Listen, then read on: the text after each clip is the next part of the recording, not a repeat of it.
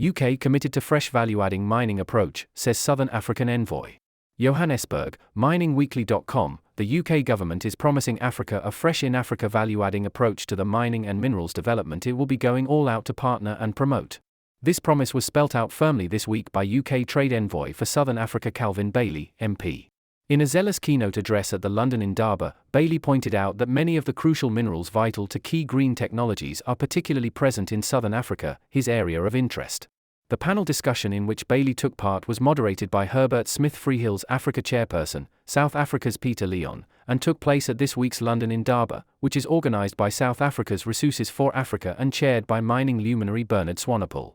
Here in the UK, our government is setting out its plans for economic growth to make Britain a clean energy superpower, Bailey revealed. The industrial strategy, published this week, aims to grow UK sectors such as advanced manufacturing, defence, clean energy and digital technology industries, which rely on critical mineral supplies. This is also a central part of the UK's Strategic Defence Review. A secure supply of critical minerals is a key enabler for these visions and strategies. This is why this summer, the Department of Business and Trade will publish its new industrial strategy and critical minerals strategy that will drive forward the green industries of the future and help secure our supply chains for the long term. The new critical minerals strategy will refine the UK's approach to its domestic production of critical minerals, including developing our own strengths in midstream processing and recycling. It will also support the aims of the UK's new circular economy strategy, driving ambitious reforms to promote recycling and retention of critical minerals, Bailey told attendees at the event covered by Mining Weekly. He emphasised the UK government's seriousness about optimising its own domestic critical minerals capabilities, producing more and better in the UK. This, he said, was why, through the National Wealth Fund, the UK had invested £28 million in the South Crofty Tin project, which being developed by Cornish Minerals, and £24 million in the Cornish Lithium Trevellemore project to mine and refine better-grade lithium in the UK. However, the UK cannot achieve its critical minerals goals alone, Bailey pointed out. Strategic international collaboration would, he said, be essential to meet the supply needs of UK growth businesses and to promote the global resilience of responsible and sustainable supply chains. The new strategy will set out our plans to build targeted growth partnerships with key allies, including resource-rich nations across the Africa continent. The strategy will also cement our commitment to multilateral cooperation on critical minerals through fora like the G20 and the Mineral Security Partnership (MSP) Forum, Bailey explained.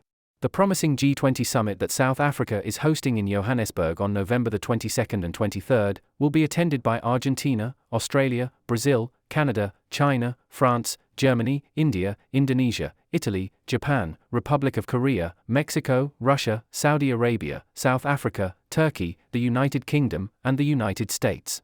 Through the multilateral G20 and the bilateral MSP engagements, the UK would, Bailey said, seek to deploy UK export finance for overseas projects that supplied critical minerals, as well as for products that contained critical minerals to the UK, fueling the UK's net zero energy transition.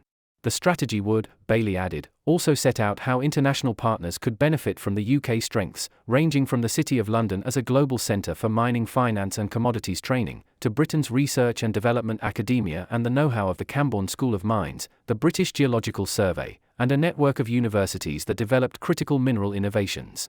The UK, he promised, would go all out to ensure that critical minerals were produced responsibly, sustainably and transparently, protecting local communities and their environments.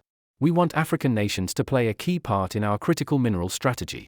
Many of the critical minerals vital to technologies are present in particular, my area of interest, Southern Africa.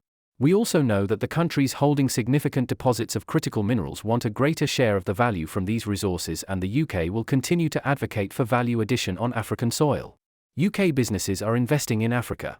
They are actively exploring, producing and refining minerals across Africa. Many uphold corporate governance structures that promote transparency and accountability in their operations. I've taken great pride in visiting some of these operations myself and will do in others across the region. These, in turn, help to ensure taxes are paid, skills are transferred, local jobs are created.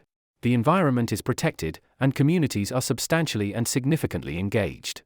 The UK Department of Business and Trade's support of Africa's mining ecosystems formed part of the UK's wider commitment to mutually beneficial partnerships within Africa, and in November, the UK Foreign Secretary had announced the government's commitment to a fresh approach to Africa.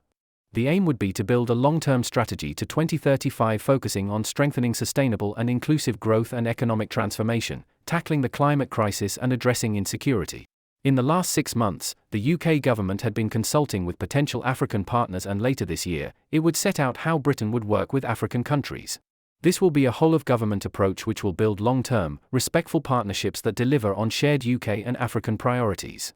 I believe there is great potential for us to create new opportunities for investment into Africa, sharing of UK expertise in mining and mineral sector, and the creation of new value chains that promote economic growth in the UK and in Africa. I look forward to working with you on these very exciting opportunities. Bailey enthused.